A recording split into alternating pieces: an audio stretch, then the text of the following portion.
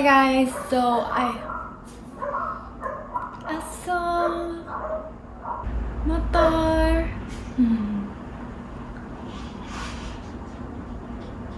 Okay na guys. Pwede na ako magsimula? Hindi pa.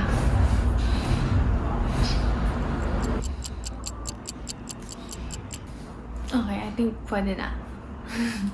Hi guys, so I finally bought myself a ring light. Binili ko siya sa Lazada. Binili ko siya 2 days ago. I ordered it online and na-deliver siya sa akin today. Delivery was really fast. I'll put the link down below from where I bought it. I bought it for a total of 355 pesos, including na yung shipping doon. I'm making a video about it kasi nung dumating siya sa akin, wala siyang instructions. So medyo... Bruh! So, nung dumating siya sa akin, medyo lito ako kasi wala siyang instructions na kasama. So, hindi pa naman ako ganun kagaling mag-assemble. Hindi ko talaga alam kung paano siya buuin. Ipapakita ko sa inyo how it came. I also bought the tripod with it. It's not just the ring light. So... Oh, shit. Here we go again.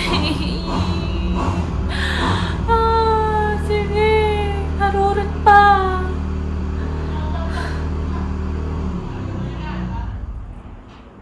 Hindi naman umalis. Parang tanga.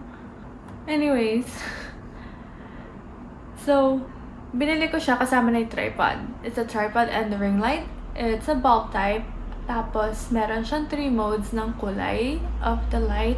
And then, you can also control the brightness. May kasama siyang maliit na control sa gilid ng wire. And I'll show that to you guys later. Ginawa ko yung video na to para tulungan kayo yung setup kasi ako talagang sobrang lito-lito kanina. Buti na lang, tinignan ko yung itsura nung picture. Tapos, tinry ko na lang kopyahin kung saan nakalagay yung alin. Kaya ako siya nabuo. Pero, kung ayaw niyong manghula katulad ng ginawa ko, edi panoorin niyo na lang to. So guys, ito yung naman nung package. Ito yung tripod. Ito yung ring light. The ring light has a USB end. So you'll need an adapter to make it work. And then may mount na kasama. And then may cellphone holder. Sorry guys kung madilim kasi inaayos natin yung ring light. So obviously wala tayong magandang lighting. So unahin natin yung tripod. So sa tripod, aalisin natin tong cover. Ayan. Para malalagay natin yung mount. Twist nyo lang. Hanggang tight na siya. Yan. Okay na yung tripod natin. So next, yung ring light. Ilalagay nyo lang yung cellphone holder. Like this. And then twist mo lang siya. Hanggang tight na. Yan. Okay na. Tapos, pagtutuktungin na lang natin. So, yung bottom, twist mo lang siya. So, hanggang maging tight na siya. Yan. Yan ang itsura ng ating tripod. Yan ang itsura ng ating ring light with the tripod stand. Okay. See? So, pwede natin siyang i-adjust yung length ng tripod. To adjust it, ito lang. Loosen this.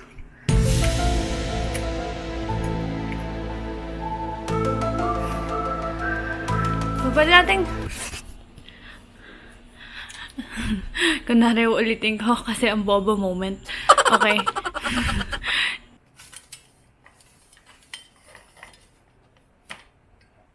So, ayan guys, ang tangkad niya na yun. Tapos dito, ang na-realize ko sa kanya, yung sa akin, bumabaksak siyang ganyan. So, para ayusin yung problema na yun, just siguraduhin nyo lang na tight to. Para hindi siya bumabaksak. Kasi yan. Pwede nyo rin siyang gamitin na ganyan. Yung ganyan. Okay guys, I hope nakatulong sa inyo yung video. And it's time to test it out with you guys. So guys, ito yung itsura niya pag nakapatay. I-on natin siya. Uy, ayan, liwanag. Yan na yung max niya. And pwede mo siyang babaan kung masyado siyang maliwanag for you by clicking this.